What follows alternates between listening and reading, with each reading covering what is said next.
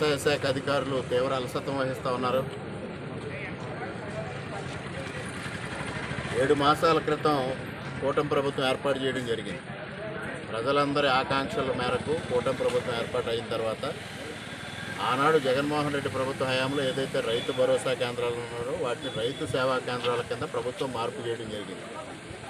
ఇంతవరకు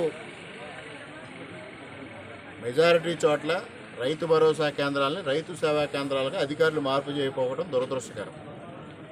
ఇటీవల కాలంలో దాదాపుగా 25 రోజుల క్రితం జిల్లా ప్రజా పరిషత్ సమావేశం జరగడం, ఆ సమావేశంలో ఆ విషయాన్ని నేను ప్రస్తావించడం కూడా జరిగింది. రైతు భరోసా కేంద్రాలని రైతు సేవా కేంద్రాలుగా ఇంతవరకు మార్పు చేయలేదు అని అధికారులు ఆ రోజు అసంబద్ధమైన సమాధానాలు ఇవ్వడం జరిగింది. పంచాయతీరాజ్ శాఖకి అప్పగించడం జరిగింది, మాకు సంబంధం లేదని వ్యవసాయ శాఖ అధికారులు. పంచాయతీరాజ్ శాఖ అధికారులు ఏం చేస్తున్నారో వారికి అర్థం కాదు.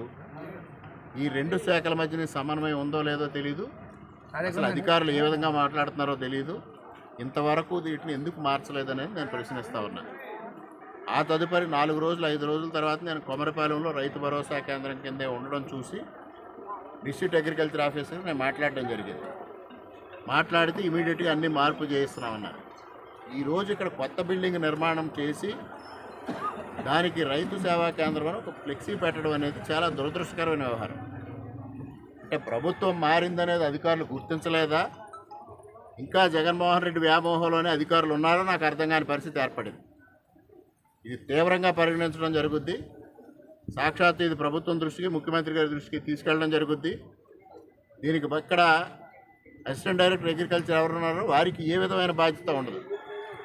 ఎరువుల సమస్య ఉంది అంటే వారంతా చక్కగా ఉందని చెప్తారు.